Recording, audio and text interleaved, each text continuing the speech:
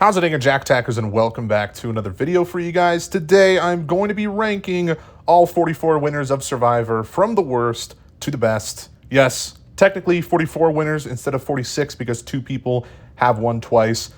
And for whatever reason, I thought it made more sense if I combined both of their games. So there you go. Anyways, before we get into this, I should also mention this is going to be a very subjective ranking, and I'm mostly judging these winners on how much I actually enjoyed watching them and how much I liked their personalities. Were they funny? Were they likable? Things like that.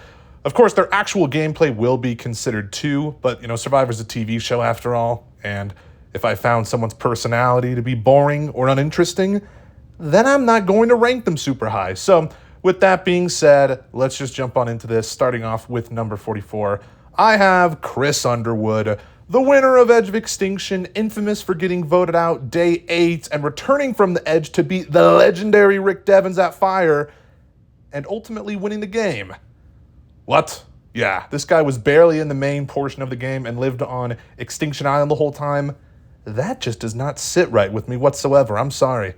At number 43, I have Erica, the winner of Survivor 41, and she's a weird winner because it's not even entirely her fault why I have her ranked this low. It's the editor's fault, too. She got an atrocious edit this season and really just felt like a background character at moments. That's never a good thing.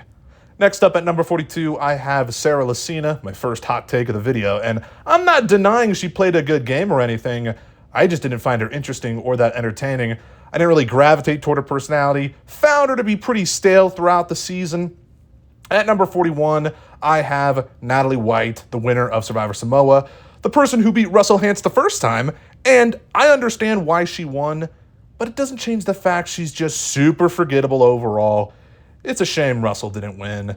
At number 40, I have Tommy, the winner of Island of the Idols, a person who didn't even get to go to said Island of the Idols. Wait, who even is this guy?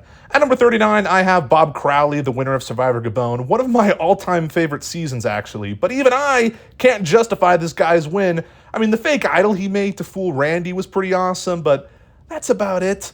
At number 38, I have Nick Wilson from David vs. Goliath, and I suppose it makes sense a David ultimately slayed the two Goliaths sitting next to him, but Mike White still should have won, in my opinion.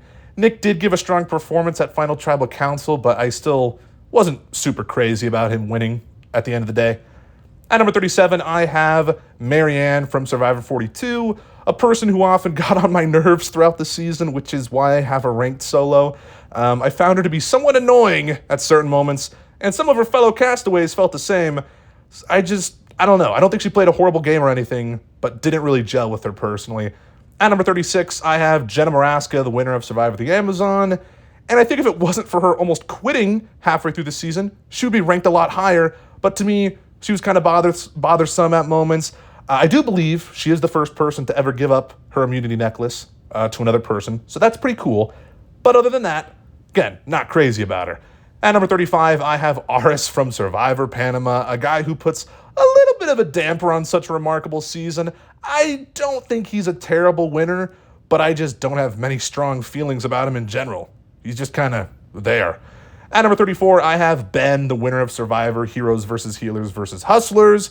And he's a very interesting winner because he constantly found idols and got lucky with the fire-making twist at the end, which is kind of a knock against his game in my opinion. However, I do think he is a very likable guy with him being a veteran and all that. And I do understand why Jeff Probst finds him to be such a great winner. But for me, I just think he's okay at best. At number 33, I have Jam Jam, the winner of Survivor 44. And I think he can be pretty comedic at times, which is a plus, but I can't say I'm obsessed with him or I adore him. He's yet another winner. I think is relatively mid. I don't have much to say about him. At number 32, I have Wendell from Ghost Island, and all I have to say is Dominic should have won.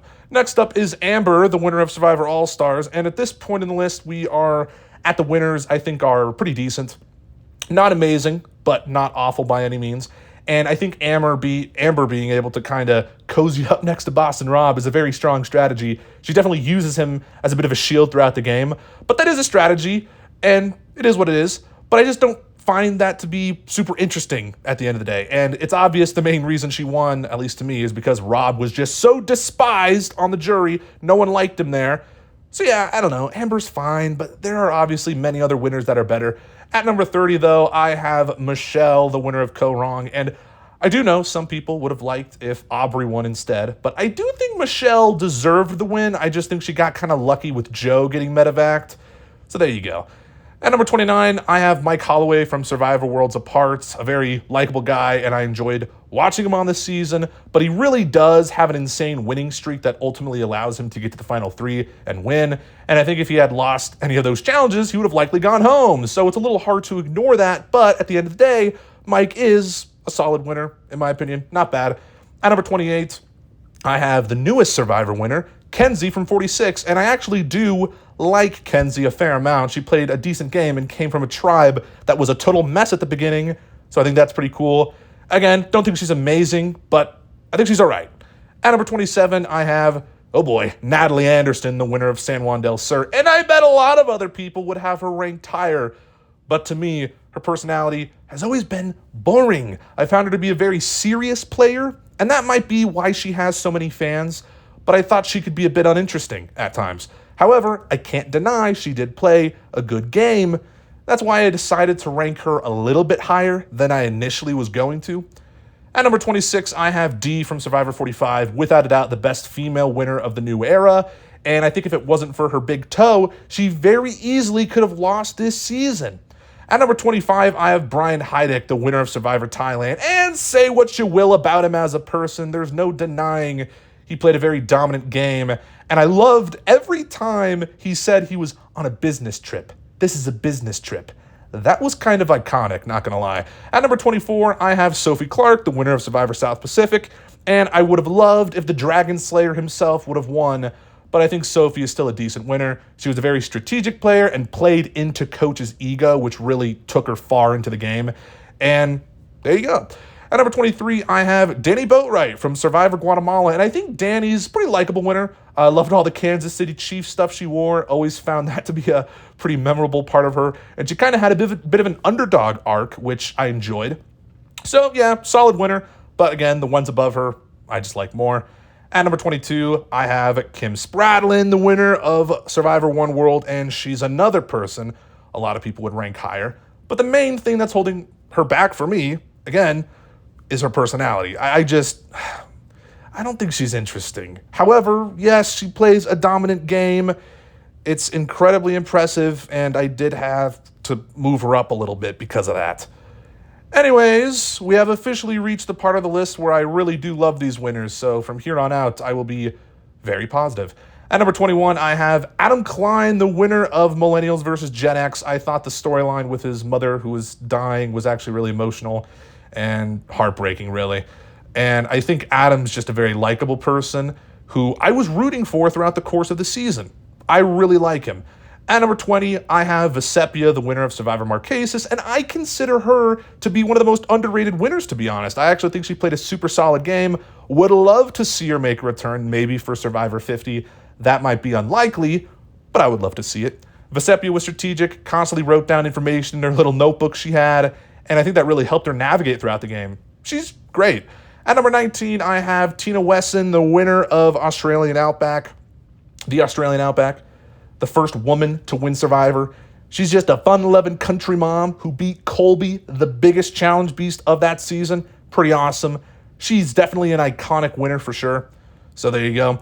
At number 18, I have Fabio, the winner of Survivor Nicaragua. And what's not to love about Fabio? This guy's hilarious. Super memorable, loved his personality, almost thought actually he was going to be the first boot of the season, but he ultimately locked in and managed to maneuver his way to the final three, won a lot of challenges, and I just think he's a really good winner.